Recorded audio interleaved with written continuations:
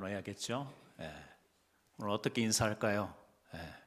하나님의 감동 있는 예배 드리십시오. 이렇게 한번 인사하시죠. 하나님의 감동 있는 예배를 드리시기를 바랍니다. 예.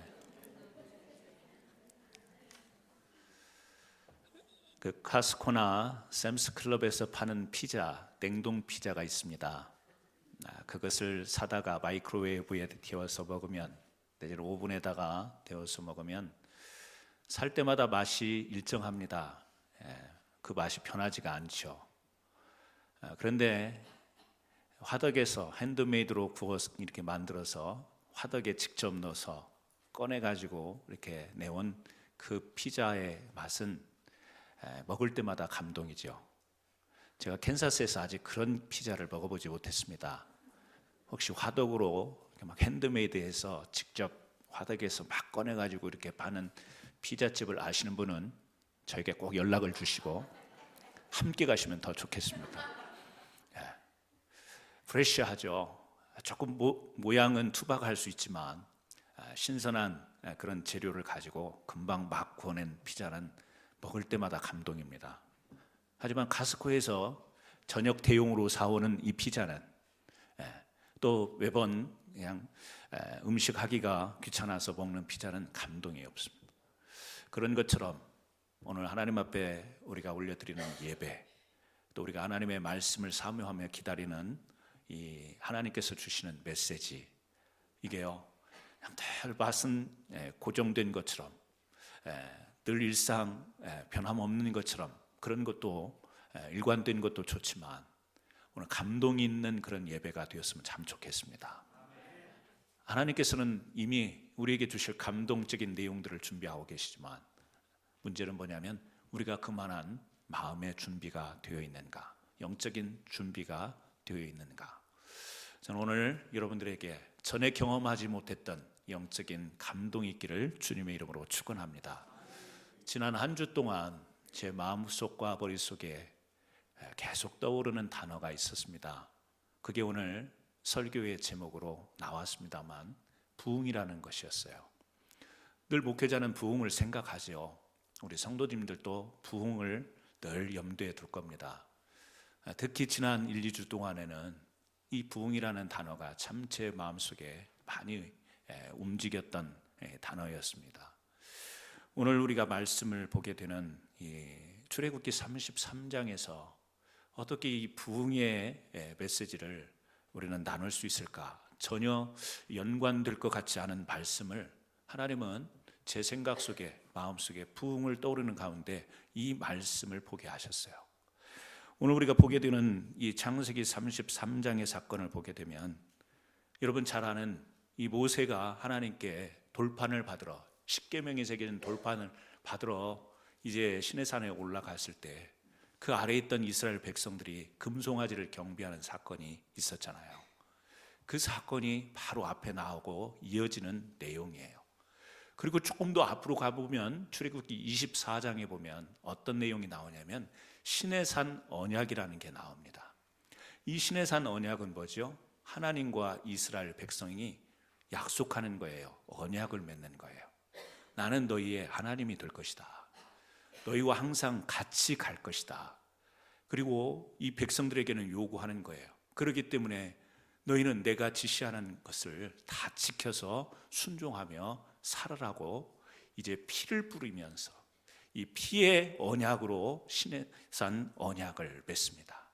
하나님과 이스라엘 백성이 뗄 수 없는 그러한 생명의 관계가 된 것을 24장 생명의 언약, 시내산 언약이 바로 출애굽기 24장에 나오죠. 그런데 너무 황당하게도 그 하나님의 말씀, 이제 새겨진 말씀으로 돌판에 십계명을 받으러 간 이 모세가 그 산 위에 있는데 아래서는요 백성들이 금송아지를 만들어 놓고 여기가 이것이 하나님이라고 하면서 경배하며 숭배한 사건이 있었던 거죠. 이 사건으로 인해서 출애굽기 24장에 있는 시내산 언약은 파괴돼 버리는 거예요. 왜요? 하나님이 너희가 내가 명령하는 것을 지킬 때 이 언약에 효력이 있다라는 것을 말씀하셨거든요. 근데 그것을 금송아지를 숭배하는 사건으로 인해서 깨트려 버리게 되는 이 사건이 바로 이 창세기 33장 앞에 나오는 겁니다. 자, 그렇다면 이제 하나님은요, 이 이스라엘 백성과 함께 갈 수가 없는 거예요. 그래서 출애굽기 33장 5절 말씀에 보게 되면 여호와께서 모세에게 이르시기를, 그러면서요, 내가 너희와 같이 하는 순간 너희는 진멸될 것이다. 다시 말하면 신의 산 언약에서 내가 너희와 같이 가겠다고 한 언약 정반대로 이야기하시는 거예요. 내가 다시 너희와 갈 수가 없다. 같이 가면 너희는 죽는다. 지금 그런 이야기를 하는 거예요. 모세가 이 황당한 사건 앞에 얼마나 당황스러우며 어떻게 해야 될지를 모르는 그 상황이 바로 오늘 출애굽기 33장의 말씀입니다. 그런데 오늘 내용에 보니까요, 모세가 어디로 가냐면 진 밖으로 나갑니다. 진이라는 것은 이스라엘 백성들이 출애굽해가지고 12지파가 동서남북으로 해서 텐트를 치죠. 왜? 차고 가야 되죠. 먹고 가야 되죠. 그렇기 때문에 그 광야의 이동 과정에서 텐트 생활을 하는데 동서남북으로 세 진씩 이렇게 천막을 칩니다. 가운데를 비워놓고. 그리고 거기에서 이제 기거하며 하나님이 구름 기둥이 이제 딱 나타나서 그 구름 기둥이 움직이면 이 백성들이 이 텐트를 다 철거해서 그 구름 기둥을 따라 옮겨가게 된 거죠. 그래서 이 구름 기둥은 하나님이 이스라엘 백성들과 함께하며 그들을 인도하시는 이 하나님의 현현의 상징이야. 그렇기 때문에 이스라엘 백성들은 그 구름의 방향을 보고 계속해서 따라가야 되는데, 이 금송아지 사건으로 인하여 하나님은 더 이상 이스라엘 백성과 함께 가지 않겠다라고 모세에게 말하는 거예요. 그래서 모세는 큰일 난 거죠. 지금 이스라엘 백성들이 한두 명이 아니지 않습니까? 이 큰 무리를 하나님의 약속을 받고 하나님의 기적을 경험하며 이 애굽에서 홍해를 건너 지금 광야로 나왔는데, 이 중간에서 이게 무슨 일이 생긴 겁니까? 그래서요, 그 동서남북으로 사방에 세 지파씩 진을 치고 있는 그 가운데서 멀리 떠나서 멀리 떨어진 지역에 가서 회막이라고 하는 것을 칩니다. 역시 이것도 텐트예요. 회막. 여러분, 성막과 회막은 다릅니다. 지금 이때는요, 아직 하나님께서 성막을 지으라고 하신 때가 아니었어요. 여기 영어 성경을 가지신 분들은 보시면 알겠지만, 회막이라고 하는 것이 텐트 오브 미팅으로 나와 있습니다. 터버너클, 성막이 아니에요. 아직 성막 제도로 하나님께서 진 가운데에 성막을 세우게 하신 때가 아니에요. 회막을 짓도록 하셨어요. 말 그대로예요. 텐트 오브 미팅, 하나님을 만나는 장소. 다시 말하면 이 하나님 앞에 범죄한 백성들 사이에서 하나님의 임재를 더 이상 기대할 수가 없죠. 이미 언약은 파괴된 거예요. 그래서 모세는 아직도 죄가 머물러 있고 백성들이 지금 하나님 앞에 온전한 회개가 이루어지지 않은 그곳을, 좀 떨어진 곳을 찾아서 그곳에서 홀로 모세가 하나님을 대면하여 하나님께 기도하며 다시 한번 백성들을 용서해 달라고, 다시 한번 하나님 우리와 함께 가달라고, 하나님 우리에게 임재해 달라고 그렇게 기도하는 장소, 그 회막을 만들어 놓고 그곳을 출입하며 하나님 앞에 기도하는 거죠. 그래서 실제 어떻게 됐죠? 결과는요, 이 모세가 이 회막에서 중보하는 기도의 내용이 뒤에 12절부터 나오죠. 그래서 하나님께서 어떻게 말씀하십니까? 33장 14절에 이렇게 이야기합니다. 여호와께서 이르시되 내가 친히 가리라, 내가 너를 쉬게 하리라. 가겠다고 다시 말씀해요. 회막에서, 그 진 가운데서, 임재가 끊어진 그 가운데서 떠나 회막을 만들어 놓고 거기 하나님 앞에 간절히 기도하는 모세에게 하나님은 다시 돌이켜 내가 가겠다, 함께 가겠다. 그 회막을 향해서 나아갔던 모세에게 하나님의 임재는 다시 임하게 된 거죠. 그래서 7절에 보면 이렇게 이야기를 합니다. 어떻게 보면 앞에 결론과 같은 이야기가 나오는데, 모세가 항상 장막을 취하여 진 밖에 쳐서 진과 멀리 떠나게 하고 회막이라 이름하니 여호와를 앙무하는 자는 다 진 바깥 회막에 나아가며, 모세가 회막으로 나아갈 때는 백성이 다 일어나 자기 장막문에 서서 모세가 회막에 들어가기까지 바라보며, 자 9절 같이 한번 읽습니다. 모세가 회막에 들어갈 때에 구름 기둥이 내려 회막문에 서며 여호와께서 모세와 말씀하시니. 자, 모세가 회막에 들어갈 때에 뭐가 내렸어요? 구름 기둥이 내렸다. 구름 기둥은요, 하나님의 임재의 상징이에요. 구름 기둥이 나타나서 그게 옮겨가면 이스라엘 백성들은 그걸 보고 따라갔습니다. 하나님의 인도하심의 현현이었어요. 사인이었어요. 이 구름 기둥이 나타나지 않으면 이스라엘 백성들은, 이 300만 되는 이스라엘 백성들은 움직일 수가 없는 거예요. 그 광야에서 어디로 가야 될지 모르는 거예요. 약속하신 땅이 있긴 하지만 이들의 방향을 잡을 수가 없는 거예요. 다시 말하면 하나님의 임재가 없으면 이스라엘 백성들은 움직일 수가 없다라는 이야기예요. 여러분, 저는 이 말씀을 보면서 이 부흥이라는 것은 뭐냐? 여러분, 말 그 자체, 이 부흥이라는 말 자체가 그거 아니에요? 무너진 것이 다시 성하게 일어나는 것입니다. 곧 재건과 복구를 의미하는 거예요. 우리 영어로 이야기하면 리바이벌이라고 하지 않습니까? 살다, 살아있다, 그런 말이에요. 생명이 없는 것 같은 상태에서 살아 움직이는 것, 살아있는 것, 무너졌는데 다시 살아 일으켜 세워지는 것, 이것이 부흥이잖아요. 여러분, 오늘 이 출애굽기 33장을 통해서 우리는 그걸 보게 돼요. 시내산 언약이 파괴돼 버려서 더 이상 하나님의 임재가 있을 수 없는 그곳에서 모세가 회막을 만들어 놓고 그곳에 가서 하나님을 대면하여 아뢰고 기도할 때 하나님은 다시 가겠다고 그들을 일으켜 세워주세요. 여러분, 하나님의 임재, 멈췄던 임재가 다시 임하게 되는 것, 이것이 부흥인 줄 믿으시기를 바랍니다. 그래서요, 여러분, 부흥이라고 하는 것은 우리가 좀 그런 이해를 가졌으면 좋겠어요. 우리 부흥 그러면 좀 외형적인 이미지가 우리 머릿속에 각인되어 있지 않습니까? 발전하고 성장하고 막 숫자가 많아지고, 교회 부흥 그러면 우리는 뭐가 떠오릅니까? 교회 사람들이 많이 와서 교회가 성장하는 것, 이것을 우리는 부흥이라는 단어를 들 때 딱 벌써 떠오르게 되는 것이죠. 그러나 오늘 출애굽기 33장을 보면서 이 부흥의 진정한 의미는 저는 하나님의 임재다, 이렇게 먼저 선포하기를 원합니다. 9절에 있는 것처럼 구름 기둥이 내려, 하나님의 임재가 내릴 때, 여러분, 교회는요, 하나님의 임재가 있어야 진정한 교회인 것을 믿습니다. 이스라엘 백성들이 장정만 60만 명이에요. 그래서 300만, 400만까지 보기도 하고 다양하게 성경학자들은 보긴 하지만 300만 명이 되든 60만 명이 됐든 간에 그 많은 숫자의 의미가 하나님의 임재가 없다면 아무 소용이 없는 거예요. 그 광야에서 하나님의 임재가 없으면 300만이 다 죽게 되는 거예요.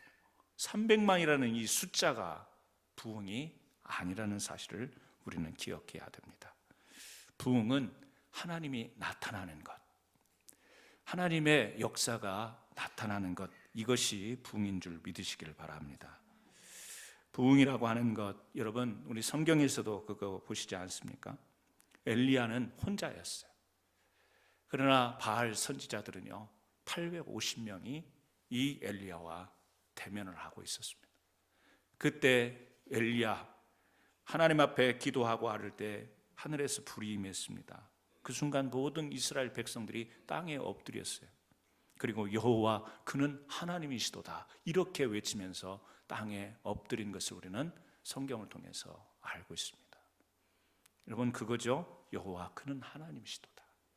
불이 임하여서 이 바알 선지자 850명 되는 그 사람들에게는 아무 일이 일어나지 않는데, 한 사람 엘리야에게 하나님께서 그가 외치고 그가 선포하고 그가 하나님 앞에 아를 때에 불이 임하여서 그 제단을 태우게 되는, 그때 모든 사람들이 보면서 여호와 그는 하나님이시도다. 여러분, 이게 부흥인 줄 믿으시기를 바랍니다.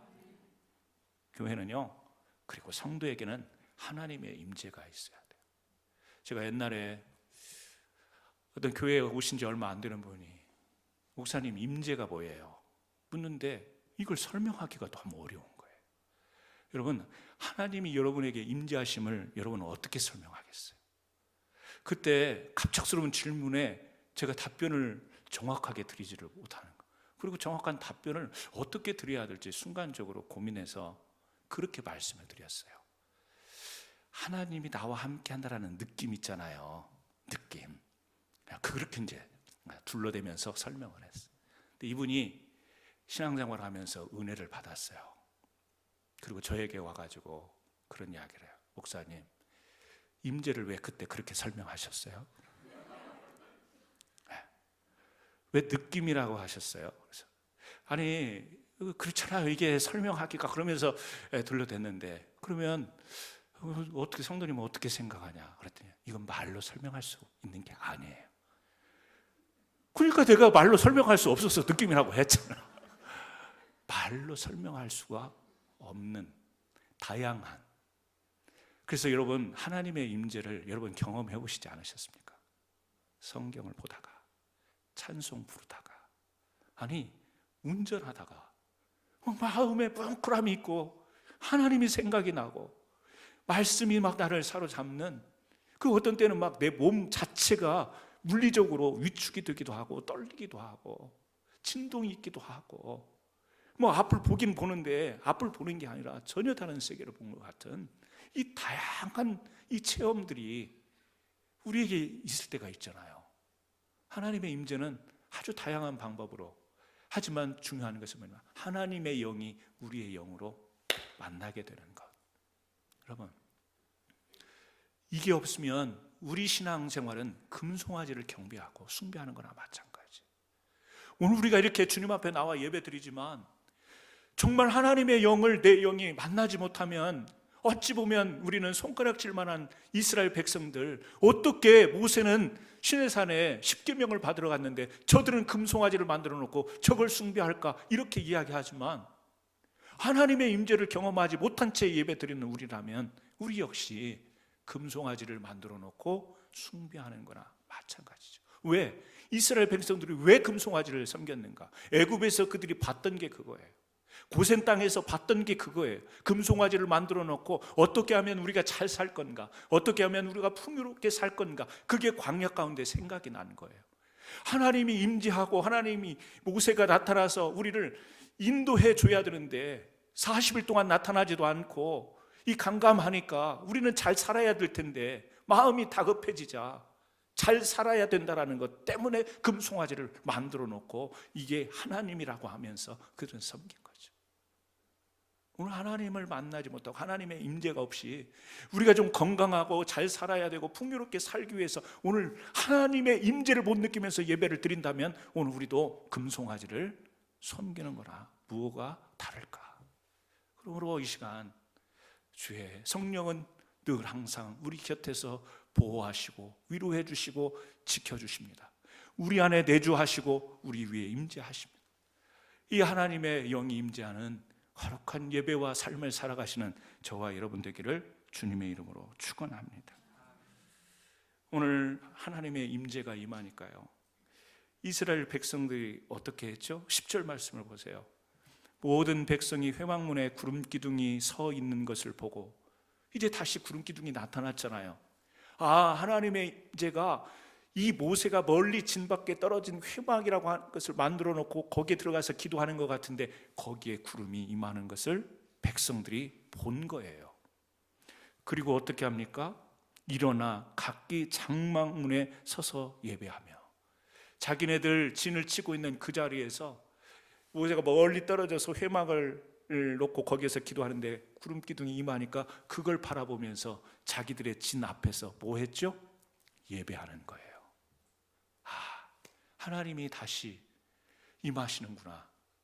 여기 간단하게 써있지만 이 예배하며라는 말 속에는 거기에는 돌이킴이 있었을 겁니다. 회개가 있을 거예요. 그들은 다시 하나님이 어떤 분인가를 생각하고 자기네들이 어떤 행동을 했는가를 보게 되는 그런 예배였을 거예요. 여러분, 그렇습니다. 하나님의 임재가 있을 때 하나님의 임재가 있을 때 거기는 예배하는 역사가 있는 거예요. 이 예배하는 역사 안에는 하나님의 임재가 또한 있는 것이에요. 그래서요, 우리가 예배합니다. 이것은요, 살아계신 하나님, 우리에게 임재하시는 하나님, 우리 안에 내 생각을 바꾸시기도 하고 내 마음을 터치하시기도 하고 내 육신을 붙잡기도 하시며 내 영을 컨트롤하시는 그 하나님을 우리가 만날 때 예배하게 되는 거예요. 그 하나님을 볼 때에 우리가 예배할 수 있는 거예요. 저는 여러분들이 그런 예배 드리기를 바라요. 하나님을 보면서 예배 드리기를 원해요. 내 삶의 문제만 잔뜩 가지고 와서 세상만 잔뜩 일주일 동안 보고 와서 내가 예배를 드린다고 하는데 감동은 없고 걱정만, 염려만, 근심만 생기는 그런 예배가 아니라 하나님을 바라보며 예배할 수 있는 사람들, 하나님의 임재를 보며 그 구름 기둥을 보며 예배할 수 있는 그런 분들이 되기를 주님의 이름으로 축원합니다. 그래서 오늘 우리가 살펴볼 수 있는 것은요, 부흥이라고 하는 것은 회막으로 나가는 이 모세 한 사람으로부터 시작됐다는 것을 우리는 또한 주목할 수 있어야 돼요. 모세 한 사람이었어요. 그런데 그 한 사람 때문에 하나님의 임재는 다시 이루어진 것입니다. 항상 우리 기독교 역사에 보면 이 마음의 부담을 가진 사람, 이래서는 안 된다, 뭔가를 해야 된다, 하나님 앞에 자각을 한 사람으로부터 항상 성령의 역사는 시작이 되었고 개혁의 역사는 시작이 되었고 부흥의 역사는 시작된 것을 우리는 기독교사에서 이미 잘 배우고 알고 있습니다. 그래요, 하나님이 마음속에 이러면 안 되는 거지, 우리가 이래서는 안 되는 거지, 하나님 앞에 이렇게 살면 안 되는 거지, 마음속에 자꾸 그런 마음에 부담이 오는, 우리도 그런 것을 경험하지 않습니까? 누가 시킨 게 아닌데 하나님께서 자꾸 내 마음속에 부담을 주시는 거예요. 너 기도해야지, 이 문제를 놓고 기도해야 돼, 이 문제를 놓고 네가 헌신해야지, 이 문제는 네가 해야 될 몫이야. 하나님, 교회에 이렇게 많은 사람이 있는데 왜 하필 제가 해야 됩니까? 저는 안 하겠습니다. 자다가도 펄떡 일어나갖고 내가 해야 되는 건가? 아니야, 나는 형편이 안 돼, 시간이 없어, 어려워. 또 잊어버리는데 또 아침에 일어나면 네가 해야지 이러는 마음, 괴로워요. 순복하면 쉽지만 우리의 형편과 사정 때문에 이 마음의 부담감을 지우려고 하면 그럴수록 괴롭고 부담이 되어지는 것, 하나님의 콜링이죠. 하나님의 부르심입니다. 그래서 우리 역사 가운데도 그런 사람들이 많이 있어요. 존 위클리프 선 종교개혁자죠. 성경을 라틴어로 해놓으니까 많은 사람들이 알지를 못하는 거예요. 이해할 수가 없어요. 왜 이렇게 라틴어 어려운 말로만 우리가, 그래서 이것을 교회 안에서 개톨릭에서 선포하는 대로 듣기만 하고 우리는 볼 수 없는가? 그 마음에 부담이 있는 거죠. 너무 일을 시작하자니 방대하죠. 이것을 어떻게 쉽게 모든 사람이 읽을 수 있는 영어로 번역을 할 수 있겠는가? 보통 작업이 아니에요. 엄두가 안 납니다. 하지만 계속해서 그 마음속에 그 부담감이 있다 보니까 시작을 하게 되고 결국에 존 위클리프를 통해서 라틴어 성경이 영어 성경으로 번역되게 된 거죠. 특별한 사람이 아니었습니다. 종교개혁자 마틴 루터도 마찬가지예요. 평범한 사람이었어요. 하지만 그 마음속에 부패되어진 제도 교회를 보면서 견딜 수 없는 마음이 있는 거예요. 이건 아닌데 교회가 이렇게 돼서는 안 되는 건데, 교회에서 신앙생활을 하는 우리들에게 이건 아닌데 라고 하는 마음의 부담이 계속해서 생긴 거예요. 그래서 그 평범한 수도사가 일어나서 개혁을 하게 된 거 아니겠어요? 여러분, 그렇습니다. 하나님께서는 우리 각자에게 동일한 내용을 주실 때도 있고 그렇지 않을 수도 있지만 각자에게 주시는 하나님의 감동이 있어요. 저는 우리가 표현할 때 우리가 어려운 쪽으로 볼 때 부담인 것이고, 하나님이 주시는 마음, 그것은 사명이라는 사실입니다. 사명이라는 것은 하나님께서 우리 각자의 삶을 향해서 하나님의 뜻을 분명히 보여주시는 것이 사명이에요. 내 삶을 통해서 하나님의 뜻을 분명히 나타내시고 보여주시는 것, 자신을 향한 특별한 목적이 무엇인가, 하나님께서 내게 주신 특별한 뭔가 목적이 있다, 이것을 발견하는 게 사명이에요. 그래서요, 우리가 그렇게 이야기합니다. 우리는 하나님 앞에 구원으로 부름을 받았고 이제 언젠가는 영생의 소망을 가지고 하나님의 나라로 우리는 다 들어가게 될 거예요. 구원으로 이미 부르심을 받았습니다. 앞으로 소망을 가지고 영생으로 들어갈 겁니다. 그 중간 사이에 있는 삶, 이 삶에 하나님은 특별한 목적을 가지고 우리를 존재케 하신다라는 거죠. 그걸 우리는 사명이라고 이야기하는 거예요. 여러분 다 죄악 가운데서 구원받은 구원의 백성 아니십니까? 그리고 여러분 다 우리가 그 영생의 소망을 가지고 지금 살아가죠. 그 중간에 있는 우리들의 삶이 있어요. 이 삶은 각자 여러분들에게 어떻게 살아야 될지를 하나님께서 시시때때로 아니면 평생의 삶의 기도의 제목으로 주신 것이 있다라는 거예요. 그게 바로 사명이라는 거죠. 내가 해야 될 목, 내가 나를 위해서가 아니라 하나님이 특별한 목적을 두고 내 삶을 통해서 이루어 가기를 원하는 것, 이것이 사명이라는 거예요. 그래서 하나님은 우리에게 녹화하시는 거예요. 작년에는 하나님이 내 마음속에 이런 마음을 주시더니 올해는 또 이런 마음을 주시는 거죠. 또 송구영신 예배를 드리면서 새로운 한 해를 바라볼 때 하나님이 또 새로운 마음을 주세요. 그게 내가 생각했던 게 아니에요. 계획했던 게 아닌데 왜 하나님은 그런 것을 떠오르게 하시며 생각나게 하실까? 그리고 나로 하여금 자꾸 움직이게 만드시는 그게 있어요. 그게 뭐죠? 사명이라는 사실이에요. 모세의 사명이 뭐였어요? 백성들이 시내산 언약을 파괴해버렸을 때 하나님께 중보 기도하며 나갑니다. 하나님, 여기서 중단하면 뭐가 됩니까? 하나님, 다시 한번 생각을 거두어 주시고 우리를 약속의 땅으로 인도하여 주옵소서. 다시 한번 하나님의 말씀을 철저히 순종하며 나가겠습니다. 순복하겠습니다. 모세의 사명은요, 그 하나님의 언약을 그 깨트려버린 백성들을 다시 중보하며 그 백성들을 인도하는 사명을 받은 거예요. 그래서 어떻게 하면 하나님을 다시 만날까? 그 사명 때문에 진 밖으로 나가서 거기에다가 회막을 세우고, 하나님이 회막을 세우고 나를 만나라고 명령하신 게 아니었어요. 그건 제도를 주신 게 아니었어요. 자기가 마음에 부담이 되니까 이 백성들이 여기 광야에서 다 떨어뜨려 죽어버리면 어떡하지?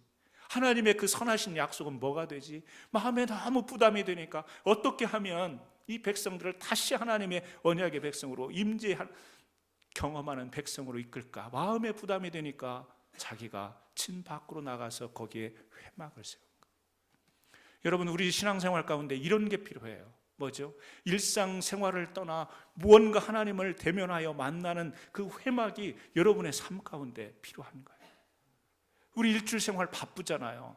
학교 다녀야죠. 공부해야 되죠. 일해야 되죠. 비즈니스 해야 되죠. 바쁘지만 여러분만의 회막이 필요한 거예요.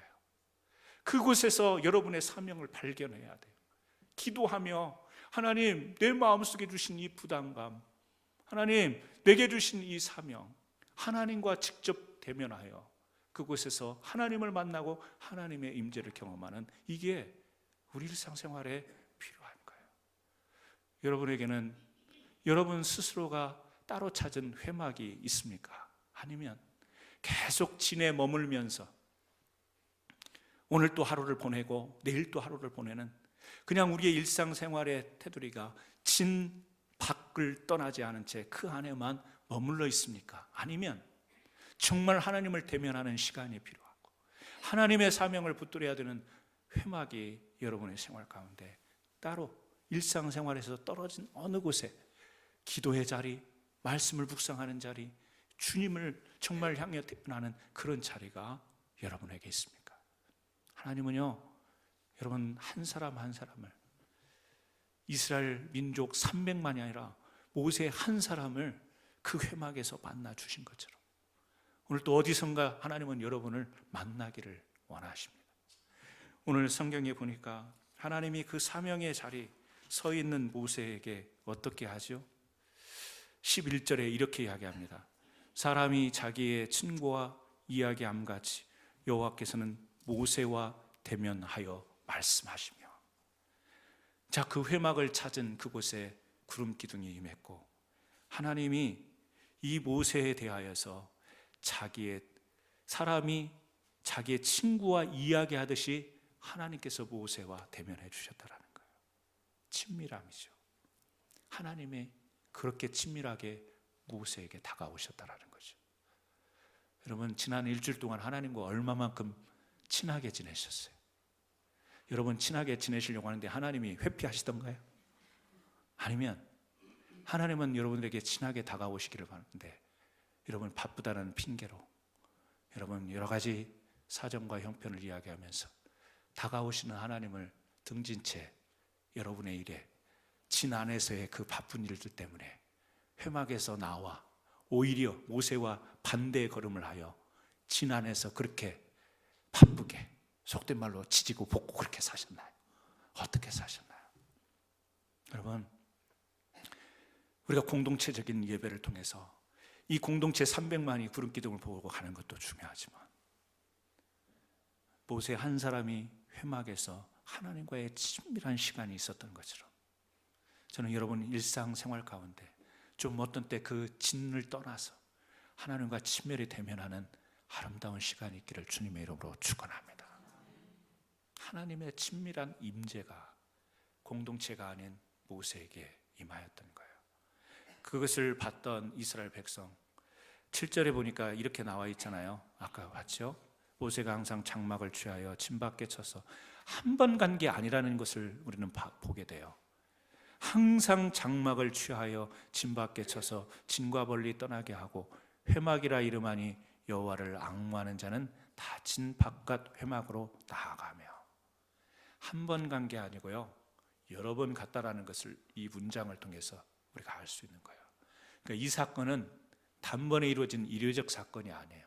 계속 회막에 나가서 하나님께 엎드리고 기도할 때 그곳에 구름 기둥이 임했고 그곳에 하나님이 친밀하게 다가오셨던 거죠. 그걸 봤던 사람들 중에 다는 아니고요, 여호와를 앙무하는 자는 다 진 밖 회막으로 나아갔어요. 모세가 혼자 갔는데 가다 보니까 그걸 바라보고 하나님을 앙망하는 사람들은 모세 뒤를 조용히 졸졸졸 따라간 거예요. 어디로? 회막으로 따라갔어요. 누가요? 다 간 게 아니에요. 이스라엘 백성 전부가 간 게 아니라 하나님을, 여호와를 앙망하는 자가 모세가 회막으로 갈 때 뒤에서 조용히 따라갔다라는 이야기예요. 임재를 사모하는 사람들이죠. 실수가 있었습니다. 실패가 있었지만 다시금 정신 차려 하나님이 내 삶의 주인이 되셔야만, 하나님이 내 인생의 주관자가 되어 주셔야만 살 수 있더라고 고백하는 사람들은 그 회막을, 뭐죠? 하나님의 임재가 있는 곳을 향해 나갔다라는 이야기예요. 여러분, 그렇습니다. 오늘 우리는 은밀히 하나님을 만나는 장소가 필요합니다. 장소라는 것은 꼭 물리적인 장소를 말하는 게 아니에요.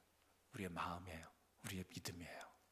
하나님을 만나야 되고 하나님이 함께 하셔야만 우리의 사명을 이루는 삶을 살 수 있다라고 하는 고백이 있는 사람이 갖게 되는 영적인 자리가 바로 우리가 회막이라고 하는 곳이죠. 여러분, 우리 하나님의 사명을 받은 자들은 일하는 게 사명으로 생각하면 안 돼요. 일을 생각하게 되면 우리는 목적을 잘못 설정하게 될 수 있다는 겁니다. 여호수아가 모세의 뒤를 이어서 이제 여리고로 향하잖아요. 이스라엘 백성들을 모세의 뒤를 이어서 갑니다. 여리고로 가는 도중에 칼을 든 한 사람이 딱 나타나요. 여호수아가 깜짝 놀래가지고 그때 하는 말이 뭐죠? 당신은 누구 편이냐, 그 이야기를 해요. 우리를 도우러 왔느냐 아니면 적을 도우러 왔느냐라고 이야기를 해요. 그는 누구였습니까? 하나님의 군대 장관이었어요. 그랬더니 아니라고 대답을 합니다. 너희를 도우러 온 게 아니고 적을 도우러 온 게 아니라는 거예요. 거기서 여호수아는 깨닫는 거죠. 여호수아의 생각 속에는 지금 이스라엘 백성들을 데리고 지금 가는 게 자기의 사명이에요. 그래서 누가 나를 도와줄 수 있을까? 누가 나의 후원자인가? 이것을 생각한 거예요. 앞에 서 있는 사람을 보고. 그런데 앞에 서 있는 군대 장관은 도우러 온 자가 아니라 그들을 인도하러 온 자들. 다시 말하면 하나님이세요. 여호와 하나님이세요. 하나님은 우리를 도우시는 분이 아니에요. 우리 막 문제 있을 때 하나님 앞에 와서 막 기도하잖아요. 도와달라고 기도하잖아요. 하나님 도와주세요. 막 이 기도하시는 모습들을 보면 참 정말 다양해요. 막 소리를 높이 지르는 분 있고, 막 땅을 치는 분 계시고, 울기도 하고. 대부분 그런 통곡의 기도를 들어보면 도와달라는 기도거든요. 하나님은 어떤 하나님이세요? 당연히 도우시는 하나님이에요. 도우시는 하나님, 보혜사 성령 지켜주시고 보호하시고 도와주세요. 그러나 우리가 생각하는 단순히 도우시는 하나님이 아니세요. 우리가 사명을 받고 하나님의 뜻을 내 삶 가운데서 실천하며 이루며 살아가야지라고 할 때 하나님을 이 사명 이루기 위하여 도와주십시오. 우리가 간혹 그런 기도를 합니다. 이 사역해야 되는데 하나님 도와주십시오. 길을 열어주십시오. 그런 기도를 해요. 아니요. 이미 하나님의 플랜, 뜻은 다 돼 있는 거예요. 단순히 우리를 도우는 차원으로 하나님이 우리에게 임재하시는 게 아니에요. 하나님은 다 길을 마련해 놓으시고 전적으로 우리를 이끌어 가시기를 원해요. 우리를 위해서 밀기를 원하시는 하나님이지 순간 발생한 문제를 해결하기 위해서 우리에게 임재하시는 하나님이 아니시라는 사실. 그렇다라고 한다면 오늘 우리에게 주어진 하나님이 각자에 주신 사명들, 마음의 부담감 다에게 임하지 않습니다. 모세에게 임했어요. 저는요, 교회가 하나 되고 성령 안에서 하나 되어서 주님의 사명을 잘 감당하는 교회가 되기를 원하지만, 여러분도 그렇게 다 인정하시겠지만 교회 일은 모든 사람이 다 같이 할 수 있는 게 아니에요. 교회 일은 100명이 되면 우리가 이런 일을 할 수 있고, 우리 교회가 200명 되면 이런 일을 할 수 있다. 그건 우리 생각이죠. 안정된 생각이에요. 저도 그 생각을 합니다. 잘못된 게 아니고 자동적으로